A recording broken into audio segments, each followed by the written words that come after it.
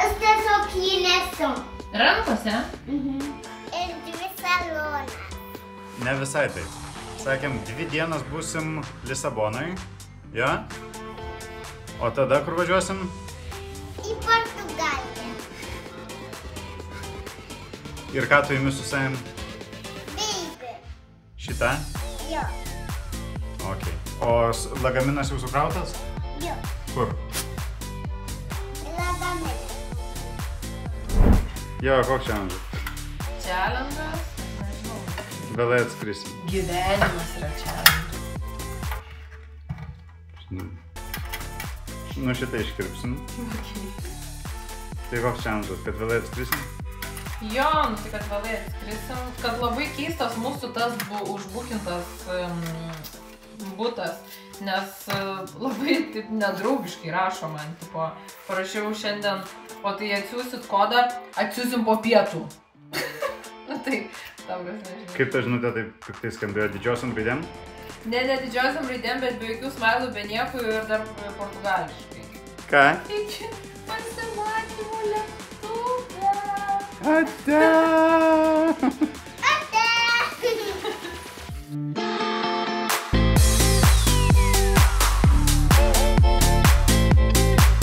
Klausyk, Martynai, papasako, kas čia atsitiko. Nu tai aš papasakosiu. Mes norėjom sutaupyti 10 eurų, dėl to su visais šitais daiktais einam link autobuso, bet susipainėjom su gatvėm. Susipainiojom. Gal aš susipainėjau, pradėjau eiti ne į tą pusę ir mes einam į stotelę, kuri yra už 20 minučių vietoj tos, kuri buvo už 10 minučių. Nežinau, ar čia jau labai didelis nuostolis, bet 10 eurų sutaupyti. Na, tai va tokia va ir pradžia. Nespėjom išeiti iš namų ir jau feilinam. Ir dar kas geriausia, kad to lagamino ratukai sulūžo, kai aš juos taip pat tempiau vieną ant kito sudėjęs, tai sutaupėm 10 eurų ant takso, bet, ką žinau, pirksim naują lagaminą panašu. Ir dar šiaip iš tikrųjų Ieva labai gerai foreshadowino, kai sakė apie tai, kad jai kažkaip lievai atrašinėja iš B&B. Nes jo, pamatysit, žodžiu. Kur mama eina? Per čia eisim. Nei vieno žmogaus eiliai. Nei vieno žmogaus eiliai. Va, dėl su šito vaiku. Tai.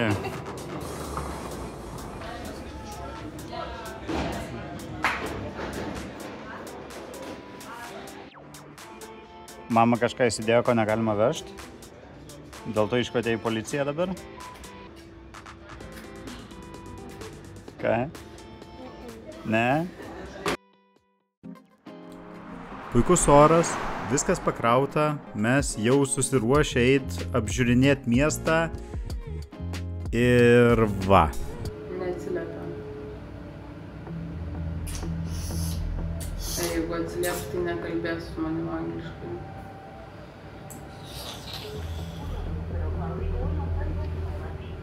Voicemail. Bandom išeiti iš namų. Jo. Jo, bandom išeiti ir neatsidaro duris. Jo. Mes kažkaip jas vakar užrakinam, o šiandien atrakinti nebegalim. Tai toks va challenge'as. Šiandien pirmos dienos išeiti iš namų. Teta, Taip? su tuo kvadratu pabandyk. Pabandysiu su šituo, bet nėra kaip. Tai gal padarom dabar room tour. Ką? Padarom room tour. Kokį tuo? Room. Our apartment. Jau nebejuokinga darosi.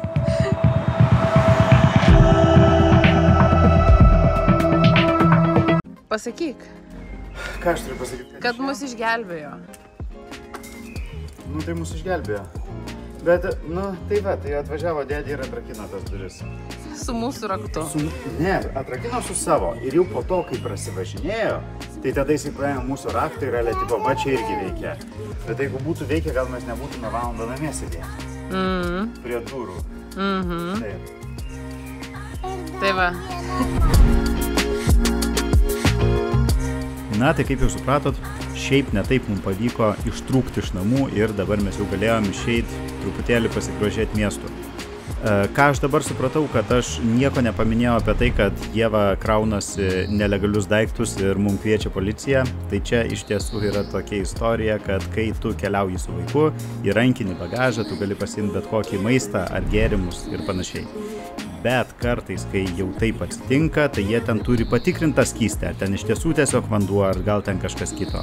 Ir tokiu atveju, žodžiu, turi ateiti policija. Tai čia jau turbūt koks antras kartas ar trečias, kai taip atsitinka, tai, nu jo, tai nedžedžink.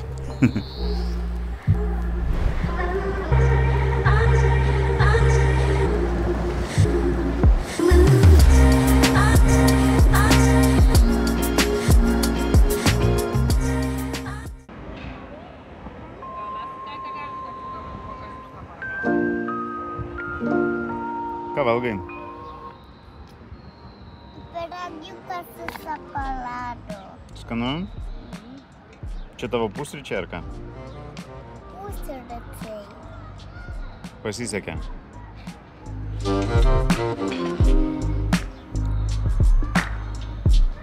O kur mes tu eisim? Zirgičių žiūrėt, banginių žiūrėt. Bet nežinau, ko dar. Na ir mūsų šios kelionės bajeris yra toksai, kad bangos ir banginiai yra tas pats dalykas, nu, pagal norą bent jau. Tai jo, tas juokinga. Na, o šiandien mes atkeliavom į vieną didžiausių akvariumų Europoje. Kuom jis yra ypatingas, tai kad jame gyvena žuvis iš 4 skirtingų vandenynų ekosistemų – Atlanto, Arktijos, Ramiojo ir Indijos.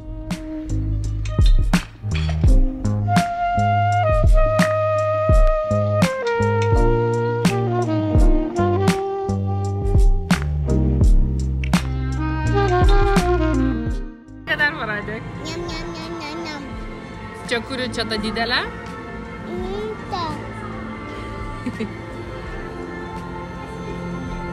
Na ir po to Nora galėjo pažaisti su vandeniu, nes jai čia yra vienas įdomiausių užsiėmimų, aš kiek pastebėjau.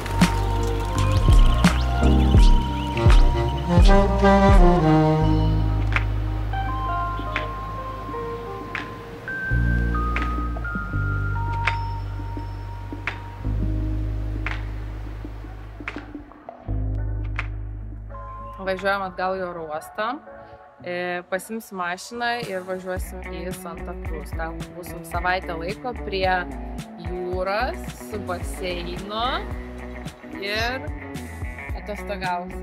Jo. Tokia pura uždėta tavo tokia stačia. Alkoholiko. Tik tiek jėgų, dabar geriau. Kur važiuoji, Nora? Į mūsų naują butą, Jo? kur mes prie jūros gyvensim.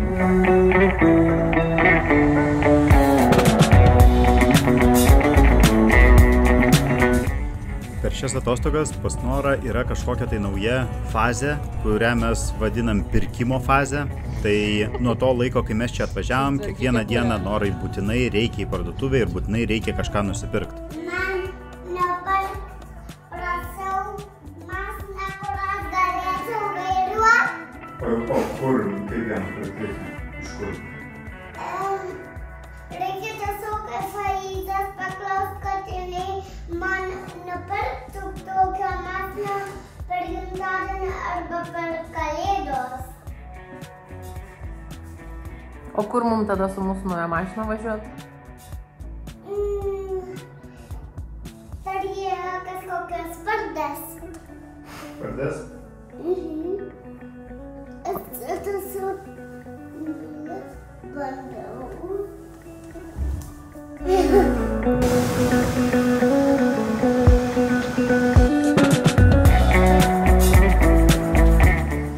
Na taip pat ir leidžiamės laiką. Kartais einame parduotuvę, perkam žaislus, tada turim daug dėrėtis, kada eisim sekantį kartą, visada būna, kad čia jau yra paskutinis pirkinys, paskutinis žaislas ir daugiau nieko nereikės, bet sekančią dieną vėl viskas iš naujo. Nu jo, taip pat ir eina laikas. Kartais einam prie jūros, kartais kažkur pavažiuojam. Šiaip esam apsistoję šitame miestelėje Santa Cruz, kuris yra gan neblogoj vietoj ir kiekvieną dieną iš jo vis mes kažkur sugalvojam nuvažiuoti. Nukrito braškė.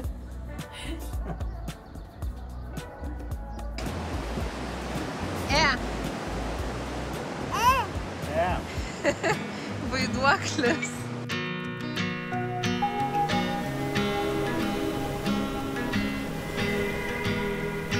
You try to burn me down, but my spirit just refine.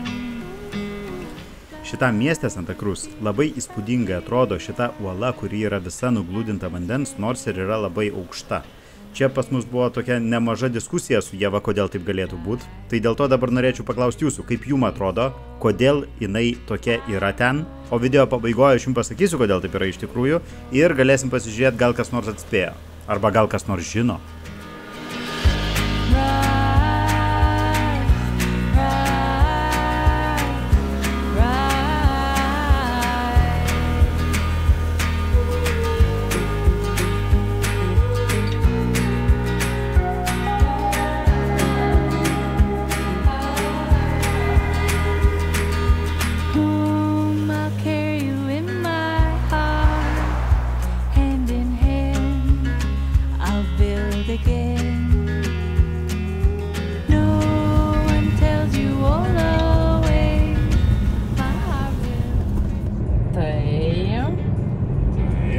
Šiandien važiuojam, aš pasakysiu. Šiandien važiuojam į didžiausią banglentininkų miestelį Europoje. Tai va, nežinau, ką mes ten veiksim, bet... Tikrai nesu banglentininkų. Gal bent pavalgysim ir pažiūrėsim banglentininkų. Arba banglentininkės.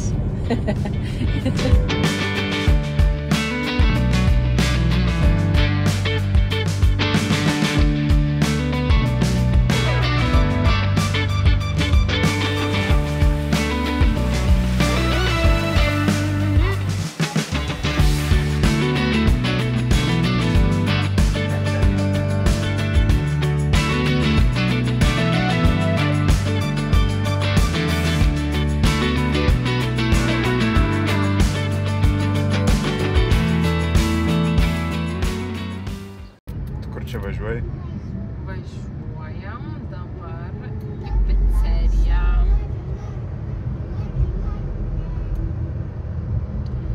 Su dainom. Į Kešo paplūdimį mes važiavom. Taip jisai vadinasi. Grinukų paplūdimys.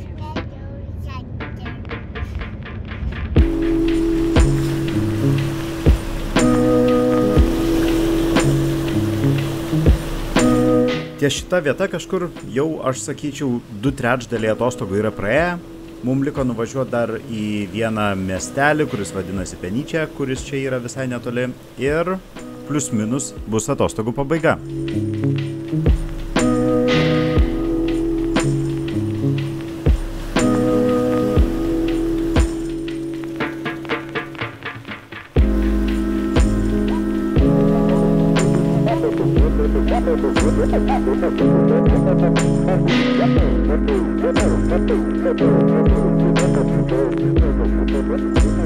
Dar va toks įdomus pastebėjimas iš mano pusės yra tai, kad kai aš čia skraidžiau visur su dronu, norėdamas nufilmuoti kažką gražaus, turėjau didelį stresą, todėl kad tos žuvėdros pastoviai harasino mano droną ir norėjo jį užpult. Aš nežinau, ką jos galvoja, kas čia per daiktas ir kodėl jos taip elgiasi, bet žodžiu, žiauriai keista.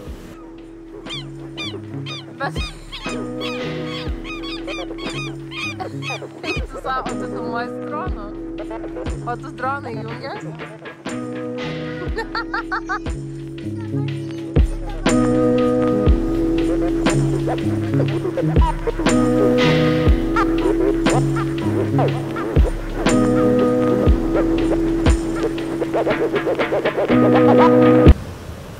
Šitam pat krabui padaryti. Ką tu gali pasakyti? pasakyti? Nieko. Nora užlipo visais laiptais. Na, kadangi aš neturėjau ką pasakyti Ievai, bet dabar pareflektinės apie visą kelionę turiu ką pasakyti jum. Man tai būna nedažnai, bet šį kartą po šitų atostogų, kai praėjo šitos 10 dienų, aš dar nenorėjau važiuoti namo. Aš nežinau, gali būti, kad čia yra dėl to, kad jau Nora yra gerokai paaugus ir, kaip aš ir kiekvieną kartą sakau, su kiekvienu kartu keliau darosi vis lengviau ir lengviau, bet jau dabar buvo iš tikrųjų visiškai paprasta. Tai aš nežinau, ar čia dėl jos, ar čia ta Portugalija kažkuom ypatinga, na, bet yra kaip yra. Atostogos baigėsi, namo važiuoti dar nesinori, na, bet jau laikas.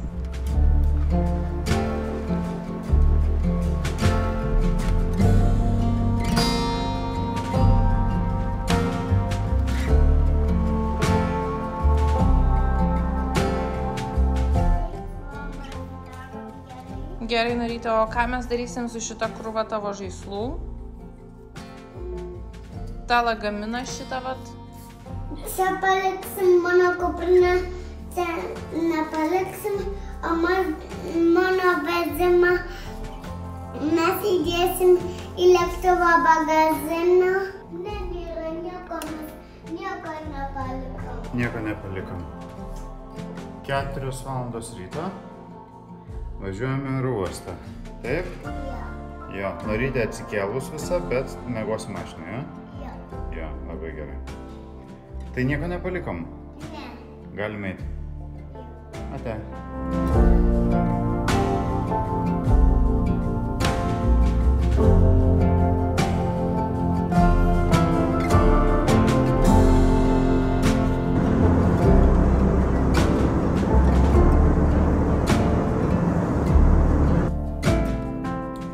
Na ir turbūt jūs jau galvojat, kad aš pamiršau papasakoti apie tą akmenį, kur žadėjau kažkada video vidury.